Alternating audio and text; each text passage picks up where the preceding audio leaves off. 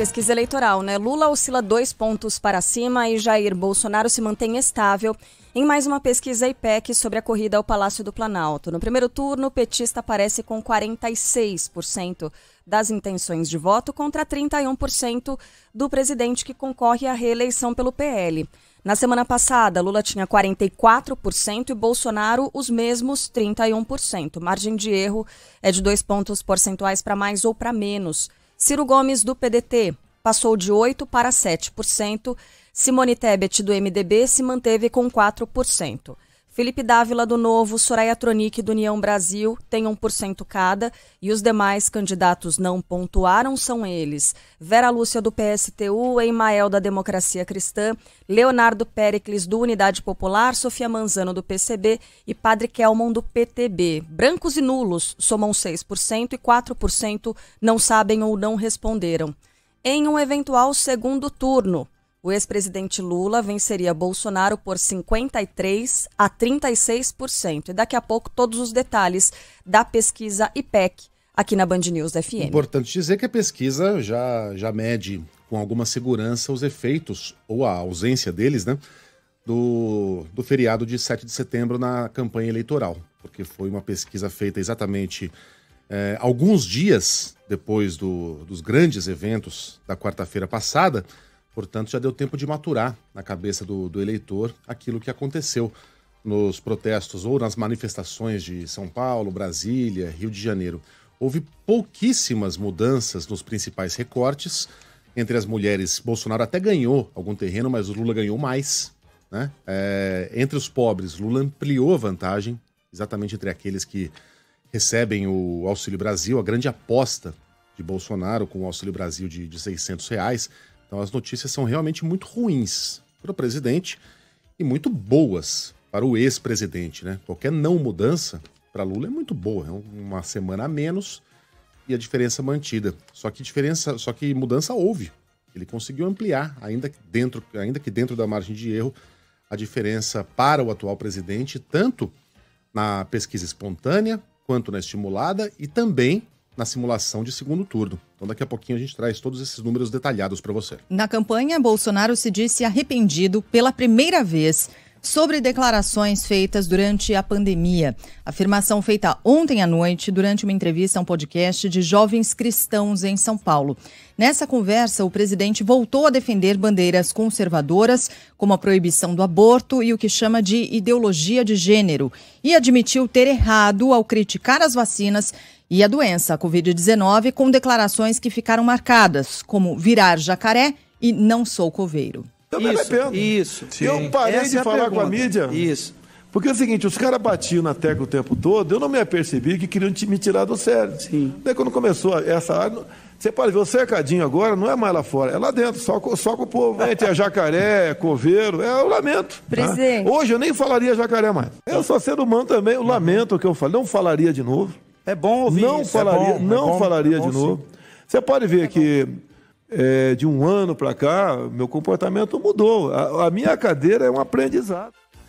Não foi por acaso. Bom, primeiro, Bolsonaro não compareceu, né, à posse de Rosa Weber para participar desse podcast. O argumento foi de que ele já estava agendado e que ele não desmarcaria essa conversa com os jovens cristãos. E não foi à toa que Bolsonaro escolheu esse palco para fazer uma espécie de meia-culpa, ainda que envergonhado ali, né?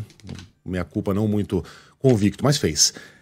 Ele teve a chance de fazê-lo na Rede Globo, mas não o fez. Por quê? Porque uma boa parte do eleitorado evangélico não tem o menor apreço por esse tipo de declaração infame do presidente a respeito das mortes pela Covid e da própria doença. A gripezinha, o jacaré, o não sou coveiro, o vai comprar vacina na casa da tua mãe, qual mais, Fila? São tantas. Uma lista enorme. Infelizmente, a Anvisa aprovou vacinação para crianças. Nenhuma criança morreu no Brasil quando 530 já haviam morrido. Enfim, uma série de mentiras, imitando distorções. Uma pessoa sem ar, né? A imitação da pessoa sem ar, tudo isso cai muito mal em boa parte do eleitorado evangélico. Os evangélicos não são um monolito, né? Todos pensam iguais, não. Há muitos que não veem com nenhuma graça esse tipo de declaração do presidente e ele tenta recuperar esses votos. parte desses votos seguem com ele, porque entendem que do outro lado tem alguém que é contra a família tradicional, que nunca pisou numa igreja, enfim. Pode não ser verdade, pode ser um selo que colaram no Lula, mas esse selo pega entre boa parte dos evangélicos. Então, boa parte deles ainda segue com Bolsonaro, mas parte não. Se recusa a votar no presidente exatamente por esse lado grosseiro e pelo desdém com que tratou a tragédia brasileira dos quase 700 mil mortos. Ontem, aliás, para a gente se manter nesse assunto, Lula marcou um golaço, né, na tentativa de atrair esses votos evangélicos, porque recebeu o improvável apoio de Marina Silva na busca pelo voto útil para evitar o segundo turno. O entendimento é que Marina pode roubar muitos votos, por exemplo, de Ciro Gomes. Os dois são muito próximos, enfim. O eleitor de Marina costuma ter alguma simpatia por Ciro também. Falando à CNN, o candidato do PT não negou casos de corrupção no governo dele e subiu o tom contra Jair Bolsonaro. Mano, eu acho que o culpado foi quem meteu as mãos, sabe, manteve os pés pelas mãos. Ou seja, quando você governa um país do tamanho do Brasil, sabe, um país que tem milhares de funcionários, sabe, dezenas de ministérios, e alguém comete um ilícito, o que você tem que fazer? Apurar. Apurou, puniu.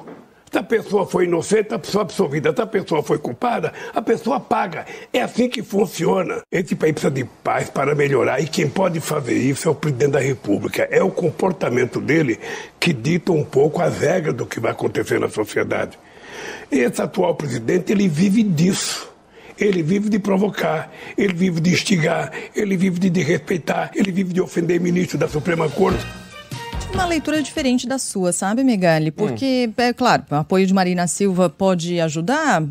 Pode, mas daí ia ser um golaço, porque quem é o eleitor de Marina Silva hoje? Com todo respeito a Marina Silva, que aparece a cada 8 anos numa eleição, mas anda sumida entre uma eleição e outra, isso é o que a maior parte do tempo revela em relação à atuação de Marina Silva. E cá entre nós, qual é o eleitor de Marina Silva que, a partir deste apoio, fala, não, agora eu vou votar no Lula? É um número muito pequeno. Não, mas não funciona assim. Não é o eleitor da Marina Silva, até porque, nesse momento, ela não tem eleitor, porque não concorre a nada. Então... Mas não se esqueça que em 2014 ela quase foi ao segundo turno, foi ultrapassada nas últimas horas. Nas últimas horas, literalmente, por Aécio Neves. Provavelmente teria passado ao segundo turno, não fosse aquela campanha infame contra ela, realizada pelo próprio PT, aquela de que ela ia tirar a comida da mesa do brasileiro, que ela era fraquinha, não tinha condição de governar. Então ela pode não ter o apoio direto, mas ela tem a simpatia de uma boa parte do eleitorado, e eu incluo aí o evangélico mais moderado, que não tem simpatia pela grosseria do presidente e também por aquele tipo de pastor que tenta impor, por meio da política, a pauta de costumes. Tem muitos evangélicos que pensam assim, que não tem simpatia por essa vertente da igreja. A Marina, por ser uma evangélica, aliás, discretíssima, né? Nunca usou isso de forma política, o que é algo que diz coisas muito boas a respeito dela. Ela jamais fez o proselitismo religioso em nenhuma campanha. Ela pode atrair esse tipo de eleitor que segue indeciso, que rejeita tanto o PT por ser um símbolo de alguém que é contra a família, enfim, contra a igreja, que pode ter acreditado naquela mentira de que Lula fecharia igrejas. Ontem a própria Marina já desmentiu isso. E também não quer se voltar para o lado do presidente pelos motivos aqui já explicados. Mal não faz. E outra coisa, uma foto de Lula, Marina e Alckmin, pessoas que já estiveram em campos tão distintos, né, da política nos últimos anos, dá uma ideia de moderação, de união contra algo mais forte, contra algo que precisa ser combatido pelo campo democrático da política. Eu tenho a impressão que essa salada pode gerar... Conjunto da obra, talvez. Pode gerar... Não é tão simples assim, eu voto na Marina, então vou votar... Não é isso. Uhum. Mas todo esse conjunto traz boas imagens e bons fatos para Lula. O Ketson está lembrando aqui que a Marina é candidata a deputada, mas a gente entendeu o contexto. Federal, né? Ela candidata não à presidência, isso, né? Exatamente. Mas obrigada, Ketson, pela mensagem. Seguindo aqui com o Ciro Gomes, cumprindo a agenda em São Paulo, Ciro participou de um seminário no Centro de Integração Escola Empresa e afirmou que, caso eleito, ele vai fazer parcerias com a iniciativa privada para abrir oportunidades de estágio a jovens em início de carreira. É meta minha universalizar o ensino em tempo integral e ampliar ao máximo o ensino médio profissionalizante com estágio remunerado pelo governo nas empresas. Simone Tebet, do MDB, cumpriu agenda em Montes Claros, cidade ao norte de Minas Gerais, onde foi recebida por apoiadores e lideranças políticas. O TSE nega acordo com as Forças Armadas para uma apuração paralela dos votos nas eleições de outubro. Fala aí, Leandro Aislan. O Tribunal Superior Eleitoral negou que tenha feito qualquer acordo com as Forças Armadas ou qualquer outra entidade fiscalizadora sobre a apuração nas próximas eleições. De acordo com o TSE, não houve qualquer alteração no planejamento definido no primeiro semestre e não haverá nenhum acesso diferenciado em tempo real aos dados enviados pelos tribunais regionais para a totalização dos votos. Ainda de acordo com a Justiça Eleitoral, os boletins de urna estão disponíveis para a contagem de votos a várias eleições e que para 2022 eles serão publicados na internet após o encerramento da votação. Vamos falar então sobre Rosa Weber, que assumiu a presidência do Supremo Tribunal Federal e fez um discurso forte em defesa da democracia. Márcio Rocha. A ministra Rosa Weber vai comandar o Supremo Tribunal Federal e também o Conselho Nacional de Justiça pelos próximos 2 anos, depois de tomar posse na presidência da Corte. Ela é ministra do Supremo desde 2011, quando foi indicada pela ex-presidente Dilma Rousseff, integrou o Tribunal Superior do Trabalho e comandou o Tribunal Superior Eleitoral entre 2018 e 2020. Considerada uma ministra discreta, a expectativa é que processos polêmicos que aguardam julgamento só sejam analisados depois das eleições. No discurso de posse, defendeu a Constituição, a imprensa livre, a democracia e a independência do Poder Judiciário. O princípio democrático reside na observância incondicional da supremacia da ordem jurídica e no respeito às minorias.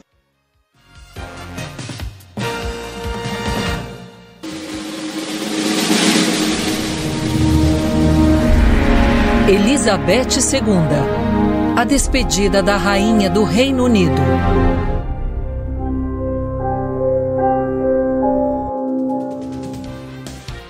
O caixão da Rainha Elizabeth II chega a Londres nesta terça-feira. Ontem, o rei Charles III liderou a procissão fúnebre em Edimburgo. Mais informações agora com o Arthur Queiroz. Uma procissão vai acompanhar o caixão com o corpo de Elizabeth II nesta quarta-feira em um trajeto de 40 minutos entre os palácios de Buckingham e Westminster. O caixão ficará no local até a próxima segunda-feira, quando autoridades estimam que mais de 1 milhão de pessoas vão participar da cerimônia.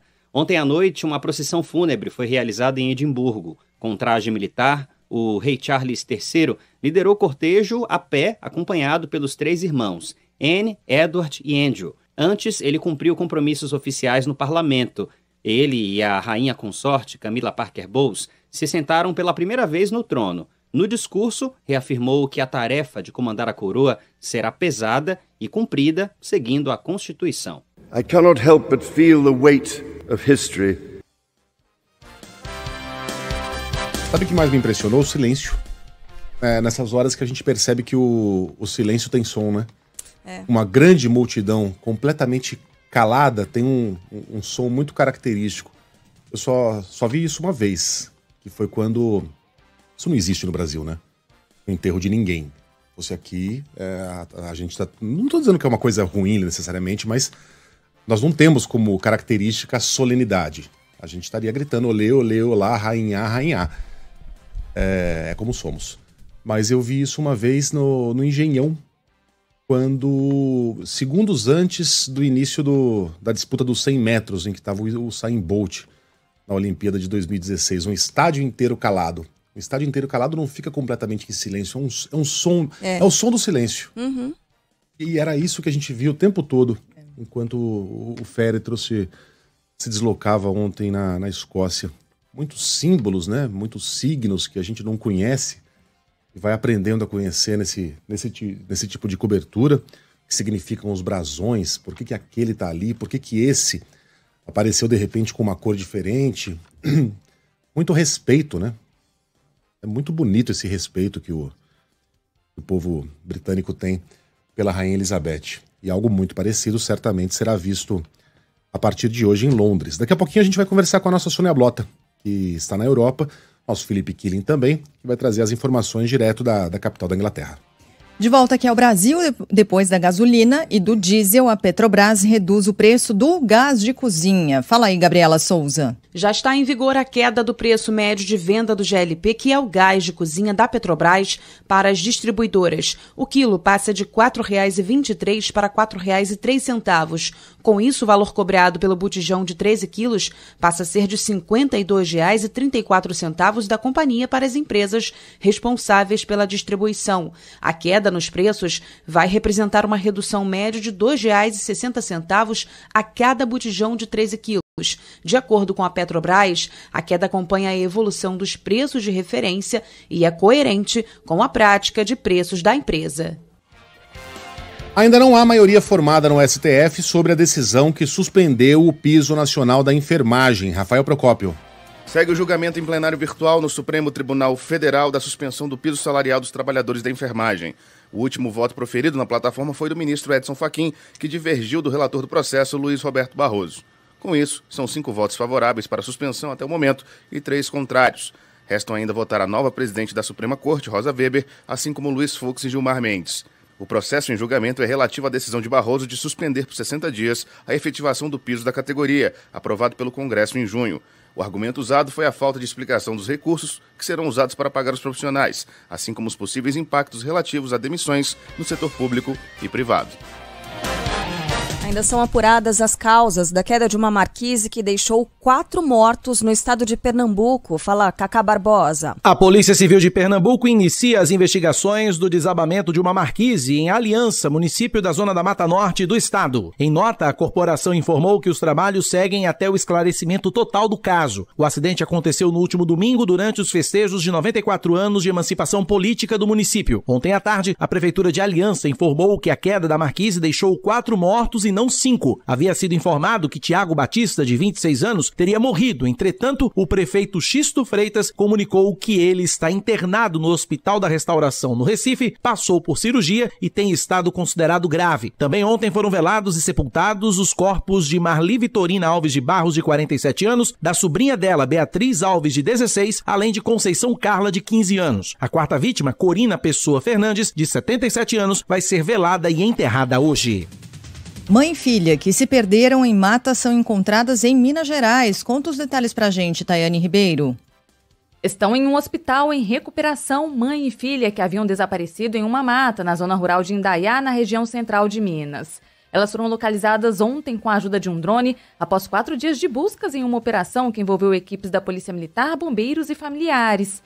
Ludmila Jesus da Silva, de 21 anos, e a filha Kiara, de 3, saíram de Ribeirão das Neves, na Grande BH, na última sexta, para visitar a mãe dela e a avó da criança em Morada Nova de Minas. Segundo a PM, as duas estavam de carro com o namorado de Ludmila quando houve um problema no veículo. O homem contou que enquanto tentava consertar o automóvel, Ludmila saiu com a filha em busca de sinal no celular e desapareceu.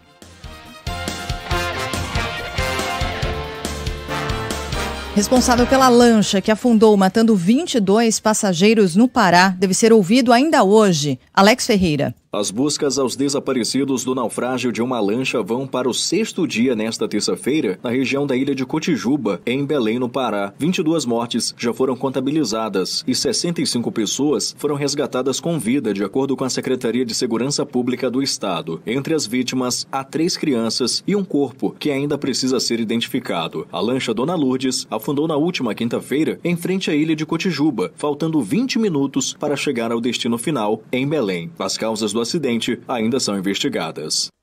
E morreu aos 91 anos um dos maiores cineastas do planeta, francês Jean-Luc Godard, um dos fundadores da Nouvelle Vague, um dos movimentos mais importantes do cinema mundial. Godard dirigiu e produziu mais de 40 filmes, além de curta-metragens, documentários, ensaios, era uma referência. Entre as obras de maior destaque estão Acossado, de 1960, talvez o melhor dele, Desprezo, de 1963, Viver a Vida, Weekend a Francesa e Carmen, de 1983. Nas redes sociais, o presidente da França, Emmanuel Macron, se pronunciou e definiu Godard como um gênio e um iconoclasta. Mais um dia de rodada na fase de grupos da Liga dos Campeões da Europa. Fala Yuri Queiroga.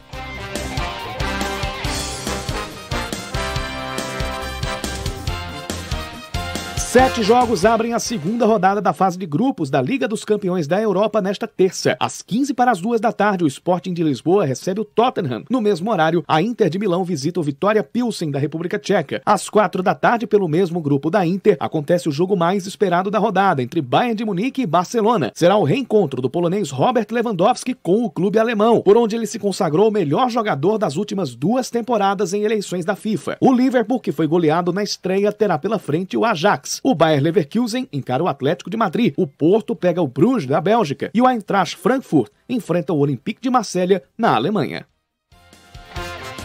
E ontem foi dia de entrega do Emmy, né? O prêmio da televisão nos Estados Unidos. Os grandes vencedores foram The White Lotus, Ted Lasso e Succession. Assistem? Não. Eu assisto as 3. Aliás, esse Ted Lasso eu comecei na semana passada. Mas as outras 2 eu acompanhei. White Lotus é... Ted Lasso é aquela da Breaking Bad? Não, esse é o Better Call Saul. O Ted Lasso é do técnico de futebol americano que vai pra Inglaterra treinar um time da primeira divisão. Não sabe nada de futebol, não sabe nem quantos jogadores tem de cada lado. O prêmio foi ontem em Los Angeles. White Lotus ganhou o maior número de troféus, foram 5 ao todo. Ted Lasso ganhou 4 estatuetas, incluindo melhor série de comédia, ator em comédia e melhor direção em comédia. Succession, que é bom demais, tá na HBO, procurem, muito bom mesmo. Levou 3 prêmios, incluindo melhor série de drama, ator coadjuvante em série de drama e melhor roteiro em série de drama. Daqui a pouquinho, pode? Dá tempo? Round 6 tornou-se a primeira série em língua não inglesa a levar um Emmy. Esse sim eu assisti. Melhor ator em série dramática, melhor direção em série dramática. A gente fala daqui a pouquinho.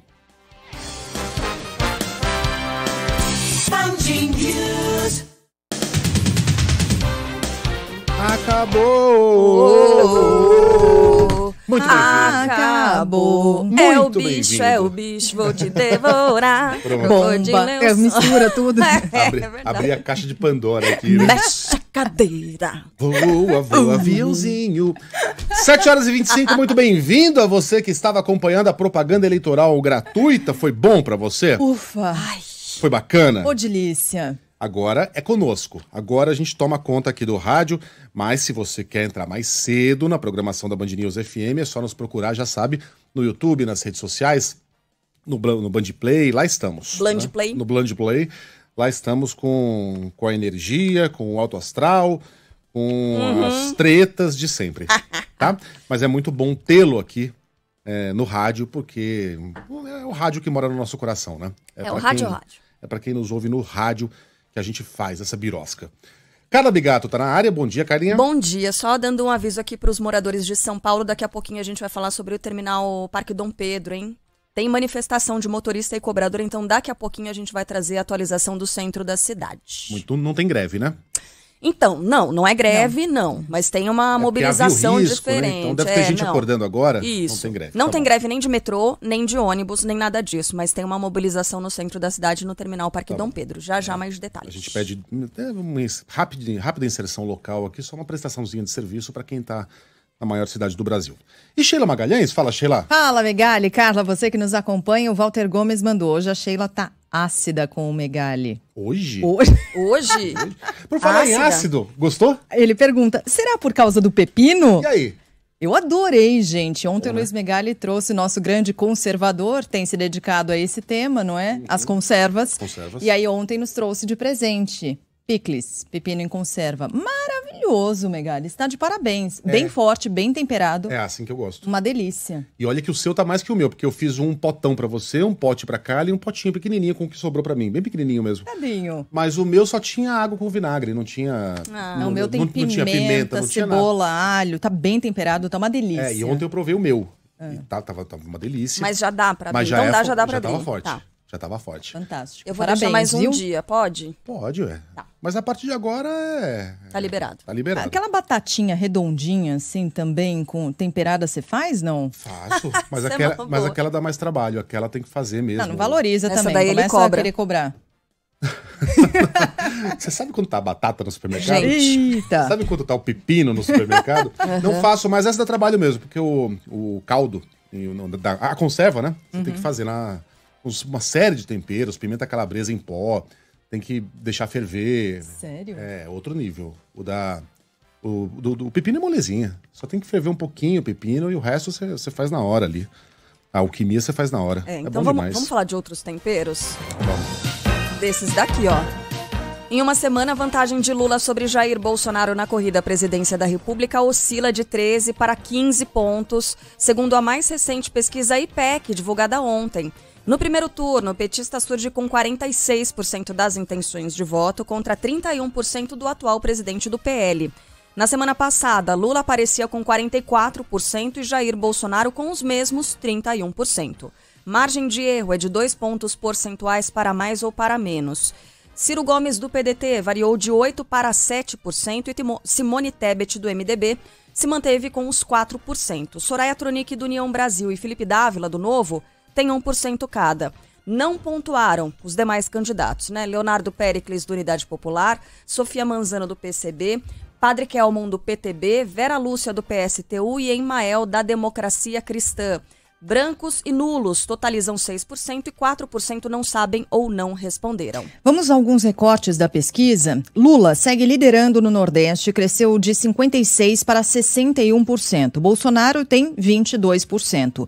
No Sudeste, o petista variou de 41% para 42%. O presidente passou de 30% para 32%. No sul do país, Bolsonaro oscilou de 39% para 41% e Lula perdeu 3 pontos, tem 36%. No norte e no centro-oeste, o petista cresceu de 35% para 40% e Bolsonaro variou de 40% para 39%. As duas maiores regiões, portanto, sudeste. Bolsonaro tirou um pontinho só, agora está 42% a 32%. E no nordeste... também uma joia da coroa da eleição, Lula cresceu bem, hein? 56% para 61% e Bolsonaro tem 22%. Entre os evangélicos, Bolsonaro oscilou de 46% para 48%, Lula cresceu de 27% para 31%. Católicos, petista, tem agora 52%, tinha 50%, e o presidente se manteve com 26%. Entre as mulheres, Bolsonaro conseguiu variar para cima, de 26% para 28%, só que Lula também cresceu, de 45% para 48%. E entre os homens, o ex-presidente tem 44% e o atual, 36%. Mais recortes. Entre os que ganham entre 1 e 2 salários mínimos, Lula se manteve com 49%, Jair Bolsonaro oscilou de 26% para 28%. Entre os que ganham mais de 5 salários mínimos, o presidente da República, Jair Bolsonaro, segue na liderança com 43%. Lula cresceu de 28% para 35%. Em um eventual segundo turno entre os dois candidatos mais bem colocados, Lula venceria Jair Bolsonaro por 53% a 36%. Na semana passada, o petista tinha 52% e o presidente da República os mesmos 36%. Ainda de acordo com a pesquisa IPEC, Bolsonaro continua com maior índice de rejeição entre os candidatos ao Palácio do Planalto. 50% dos eleitores dizem que não votariam de jeito nenhum no atual presidente do PL. Lula vem na sequência, é rejeitado por 35% dos eleitores. Ciro Gomes aparece logo depois com 17% de rejeição. Bom, 80% dos entrevistados dizem que estão totalmente decididos a respeito de seu voto. O índice é de 84% entre os que votam em Bolsonaro e de 86% entre os que dizem votar em Lula. Por outro lado, mais da metade dos eleitores de Ciro Gomes, 52%, afirmam que ainda podem mudar o voto. Faltou um recorte importante aqui, que é o dos votos válidos. Porque quando a gente exclui brancos e nulos, Lula poderia vencer no primeiro turno. Ele tem 51%, portanto, na margem de erro ficaria entre 49% e 53%. Bolsonaro aparece com 35%, Ciro Gomes com 8% e Simone Tebet com 4%. Ou seja, hoje, conquistando somente uma pequena fração dos votos de Ciro Gomes e, digamos, 25% dos de Simone Tebet, Lula conseguiria, fora da margem de erro, vencer no primeiro turno. Né? Isso há 20 dias da eleição. Vamos lá, informações muito importantes agora. Vai. O IPEC ouviu 2.512 pessoas entre os dias 9 e 11 de setembro em 158 municípios brasileiros. Essa é importante mesmo, né? Para a gente saber quantas pessoas foram ouvidas, abranger isso. Mas o que vem agora... Agora vem o filé. Nível de confiança de 95%. Importante também. E a pesquisa está registrada no TSE sob o número BR 01390 /2022. 2022. Cinquina. Bom, a gente continua falando sobre eleição. O presidente do Tribunal Superior Eleitoral, Alexandre de Moraes, desmarca a reunião que teria hoje com o ministro da Defesa, Paulo Sérgio Nogueira. Informação do jornal O Globo.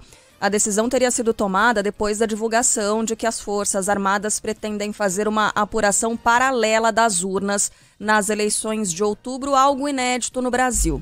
Pela iniciativa, os militares seriam enviados às sessões eleitorais espalhadas pelo país para tirar fotos do QR Code dos boletins de urna e enviá-los ao Comando de Defesa Cibernética do Exército em Brasília. A princípio, a conferência seria feita com com 385 boletins de urna. A amostragem, que garantiria 95% de confiabilidade, mas ontem o TSE negou que tenha feito qualquer acordo com as Forças Armadas. Segundo a Justiça Eleitoral, ninguém terá acesso diferenciado durante a apuração.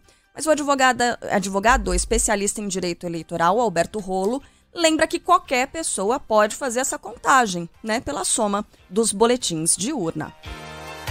Então, às 5 horas da tarde, cada urna já fez a sua apuração, e isso repetido nas 500 mil urnas do Brasil inteiro. Então, o que se falou que as Forças Armadas vão fazer essa apuração paralela, o que nada mais é do que você somar esses 385 boletins de urna e conferir se essa somatória é igual àqueles resultados que vão ser divulgados algumas horas depois pelo TSE. Em algum momento ficou a ideia de que as Forças Armadas terão acesso ao sistema interno da Justiça Eleitoral para fazer essa conferência. E o TSE negou. O TSE falou, não, é tudo como sempre foi feito. Todo mundo tem acesso ao boletim de urna. Qualquer um de nós pode fazer essa apuração paralela, é só somar os 500 mil boletins de urna que a gente tem que ter o mesmo resultado. É por isso que o sistema brasileiro é tão seguro. Infalível? Não sei. Por enquanto não falhou. Mas nada pode ser considerado infalível. Mas muito seguro. Porque embora não seja possível você contar fisicamente os votos, graças a Deus, porque na época que isso acontecia, era uma tragédia, era um tal de urna sendo encontrada em terreno baldio, de urna sendo jogada em córrego, na Baía de Guanabara, pegando fogo, votos desaparecendo, gente tendo que conferir a contagem, lembra? Já fez isso, Sheila? Já ficou lá no TRE enquanto contavam os votos? Opa. Ficavam lá os fiscais dos partidos com o queixo apoiado no ombro dos fiscais para garantir que nenhum voto seria contado pro outro candidato, porque naquela época, se você pegar uma caneta e fizer um xizinho no cantinho do papel, pronto, o voto que ia para um candidato é considerado nulo. Aquilo era a festa da fraude, era um festival de fraudes. Mas é possível você contar todos os votos por meio dos boletins de urna. Cada sessão eleitoral vai lá e afixa esse número na porta, e esse número é disponibilizado também na internet. Então qualquer um pode fazer uma apuração paralela. Para que você fraude as eleições brasileiras, você teria que conseguir acessar quantas urnas? Sendo que a gente tem 500 mil no Brasil. Umas 100 mil? Para você conseguir efetivamente, uma por uma. Uma por uma. Cada uma delas seria lá ter que colocar um pendrive ou coisa parecida, sei lá como é que funciona, para conseguir fraudar uma urna por urna. Porque na contagem geral, você não consegue. Se você alterar a contagem geral, qualquer partido pode fazer essa contabilidade por meio dos boletins de urna. São públicos. E eles fazem. Quando as pessoas dizem que os votos não são auditáveis e são contados numa salinha secreta, isso é mentira. Os partidos têm seus representantes no momento da contagem dos votos e não existe salinha onde só tem 3 ou 4 representantes do TSE. Isso é uma fantasia. É muito difícil você fraudar o sistema brasileiro. E quem quiser, inclusive militares, sei lá por quê, porque jamais se interessaram por esse assunto, subitamente desenvolveram uma desconfiança incrível em 2022, mas podem também, individualmente, fazer a sua contagem paralela, mas não de forma oficial, não com um acordo oficial firmado com o TSE. Isso não faz sentido, não está nem previsto na nossa lei. Vamos falar da Rosa Weber? Empossada nesta segunda-feira, a nova presidente do Supremo Tribunal Federal sai em defesa da democracia e do processo eleitoral ao assumir o cargo. A ministra é a terceira mulher a comandar o STF. Aos 73 anos de idade, ela substitui Luiz Fux e terá Luiz Roberto Barroso como vice. Rosa Weber ficará no cargo até outubro de 2023, quando terá que se aposentar compulsoriamente por completar 75 anos. No primeiro discurso como presidente, ela destacou que o Brasil vive tempos perturbadores, defendeu o Estado Democrático de Direito e criticou a difusão de discursos de ódio. O Supremo Tribunal Federal, estejam certos, permanecerá vigilante na defesa incondicional da supremacia da Constituição e da integridade da ordem democrática. Agora, deixemos falar a democracia. A democracia consagrada em nossa Constituição, cuja guarda, repito a exaustão, compete a esta Suprema Corte. O Supremo Tribunal Federal, em permanente vigília, na guarda da Constituição e na defesa da democracia. Rosa Weber ainda saiu em defesa da justiça eleitoral e das urnas eletrônicas. Segundo ela, o TSE vem fazendo um trabalho fundamental para o país. Que neste ano de 2022, sob o comando firme do ministro Alexandre de Moraes e com...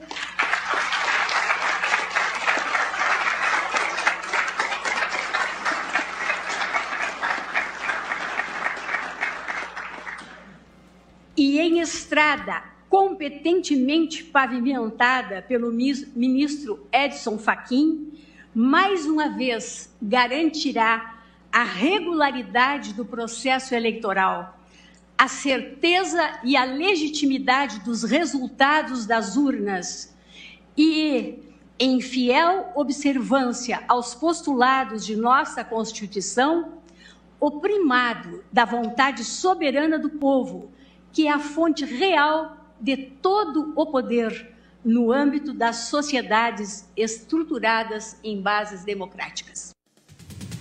Bom, daqui a pouquinho a gente comenta todos esses assuntos que você ouviu até agora com Mônica Bergamo, Rodrigo Orengo, Dora Kramer. Agora é hora de atravessar o Atlântico.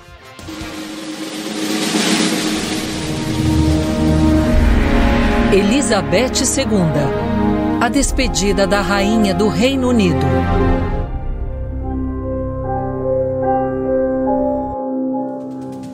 O caixão da Rainha Elizabeth II chega hoje a Londres. Ontem, rei Charles III liderou a procissão em Edimburgo. E é de lá que a gente tem informação agora ao vivo com a correspondente internacional do Grupo Bandeirantes, Sônia Blota. Soninha já está por aqui. Bom dia para você, Sônia. Tudo bom, Sheila, Megali, Carlinha, um ótimo dia para vocês. E por aqui continua, o lugar onde eu estou, eu escolhi exatamente para poder conversar com vocês, porque a varredura da segurança está passando a todo instante, a todo momento, e está muito difícil conseguir sinal. Mas para quem nos acompanha no YouTube, as imagens, eu estou em frente à Catedral de St. Giles, onde o corpo da Rainha Elizabeth II está sendo velado. A fila está do outro lado, fila que desde as primeiras horas da manhã, foi se formando, primeiro as pessoas acompanharam o cortejo, depois elas ficaram esperando o velório ser aberto ao público para se despedir da monarca, não só súditos como fãs, Rainha Elizabeth, a monarca do século. E muita gente por aqui, muitos turistas, a fila durando no começo 7 horas, depois na madrugada 5 horas, tanto que a segurança pediu para que as pessoas levassem seu lanchinho, sua água, para poderem aguentar, esse tranco, porque é uma puxada, uma fila de 5 horas, é bem complicado. Só que nas primeiras horas da manhã, circulou a notícia que as filas estavam bem mais rápidas, que eles agilizaram o processo, estavam em torno de 45 minutos. Bom, bastou a notícia circular, as filas já estão durando horas normalmente. Só que tem que ser daqui a pouco para despedir, porque 3 horas da tarde no horário local, eu estou 4 horas na frente do horário do Brasil, o velório aqui na Escócia vai ser encerrado, porque o corpo da Rainha Elizabeth II vai embarcar num avião da RAF, da Força Aérea Britânica Real, para Londres. E lá o rei Charles, olha, o que é o costume, né? O rei Charles e a rainha Camila já estarão esperando pelo corpo da rainha no Palácio de Buckingham. Aí segue-se um cortejo até Westminster, onde o velório terá continuidade. O enterro da rainha está marcado para amanhã da segunda-feira, dia 19. Então, é um trabalho aqui minucioso de segurança. Não dá para vocês verem aqui, para quem está acompanhando no YouTube, mas em cima da Catedral de St. Giles, 3 snipers, atiradores de elite, porque o esquema de segurança aqui é muito, mas muito reforçado, com o trabalho da inteligência britânica, com vários policiais à paisana circulando o tempo todo, e o rei Charles já está chegando na Irlanda do Norte. Isso faz parte daquelas viagens que ele tem que fazer concomitantemente ao funeral da mãe, para a proclamação, melhor dizendo, de seu reinado. Sheila, Carlinha, Megali. Que lugar bonito, hein, Sônia? Essas construções de pedra, a igreja, o chão de paralelepípedo, o céu azul. Quando a gente pensa na Escócia, a gente pensa numa coisa mais lúgubre, né? Mais nublada, escura. Um dia lindo, né? Lindíssimo, Megali. Os escoceses dizerem adeus à rainha. Soninha, como é que tá o calendário? Agora você vai para Londres também? Não, aí eu devo voltar para Paris e aguardo as próximas movimentações. Muito bem. Movimentação não vai faltar, viu, Megali? Paris deve estar com saudade de você. Tá, né? Mas você sabe que lá também é uma cobertura que respinga em todos os locais do mundo, né? Vamos ver o que a França fala aí do funeral da Rainha Elizabeth e quais são as expectativas, né, para o reinado de Charles III, porque o Reino Unido ficou com um governo, uma chefia de governo e de Estado em uma semana. Tudo mudou. Terça-feira, Liz Truss assumiu como premier e na quinta-feira a Rainha Elizabeth faleceu. Então tá tudo novo aí para o Reino Unido, desafios não faltam, com uma inflação a maior dos últimos 40 anos, uma crise energética, a perda do poder de compra do povo britânico desde o Brexit e uma guerra no continente. A gente vai trabalhar muito, viu, meu amigo? Ah, aliás, a bruxa tá solta, né? Você vai sair do velório da rainha e vai pegar o velório do Godard, que deve acontecer algo mais em Paris. Pois é, Soninha, uma tristeza, uma tristeza. Soninha, beijo pra você, até. Beijo, meu querido, beijo, minhas duas queridas. Bom trabalho. Até mais. De volta aqui aos destaques do Brasil. Gás de cozinha fica mais barato a partir de hoje. Fala aí, Gabriela Souza. Já está em vigor a queda do preço médio de venda do GLP, que é o gás de cozinha da Petrobras, para as distribuidoras. O quilo passa de R$ 4,23 para R$ 4,03. Com isso, o valor cobrado pelo botijão de 13 quilos passa a ser de R$ 52,34 da companhia para as empresas responsáveis pela distribuição. A queda nos preços vai representar uma redução média de R$ 2,60 a cada botijão de 13 quilos. De acordo com a Petrobras, a queda acompanha a evolução dos preços de referência e é coerente com a prática de preços da empresa.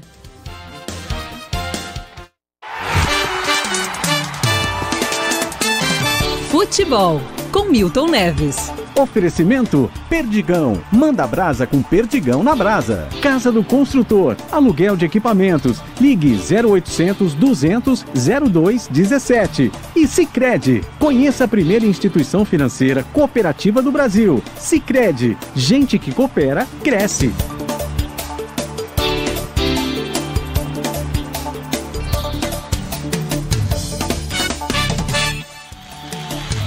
Oi, Milton Neves, bom dia para você. Olá, Carla Bigato, olá. Muito bom dia, Megali, muito bom dia, Sheila Magalhães. Oi. O negócio é o seguinte, ô São Paulino, oi. Você que é um fanático torcedor do Tricolor do Morumbi, triste. São Paulo não devia nem viajar hoje cedo lá pro Rio de Janeiro, se é que não foi ontem, entendeu?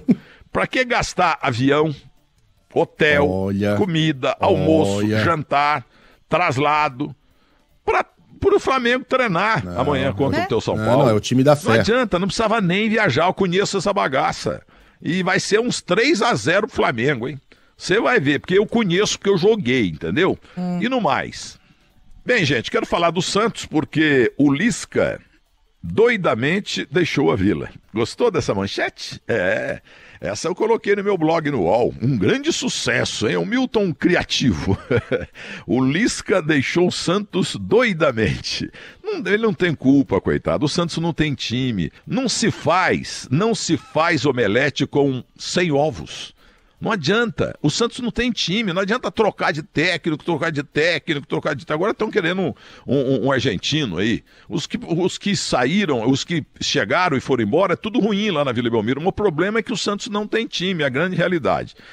Bem, sobre técnico, quero falar também do Abel Ferreira, né? Porque ele é o melhor técnico em atividade da América do Sul. E agora pode ir para a Inglaterra, para o Brighton. Esse time aí, com todo respeito, é um São Caetano em má fase. Vai pegar um Palmeiras que é campeão aí, vem ganhando tudo, aquele negócio todo, e vai treinar lá, mas apesar que em libra esterlina, né? Aí fica muito mais rico, mas ele ganha uma fortuna, segundo boas e más línguas como Mário 40, jornalista, que ele ganha 5 milhões por mês. É brincadeira, netamente falando, oxalá eu tesse um ordenado desse, né? Mas não tem que sair do Palmeiras não, Abel Ferreira. Você se deu muito bem no Brasil, sossega o abacaxi, fica por aqui mesmo. Bom dia, até amanhã.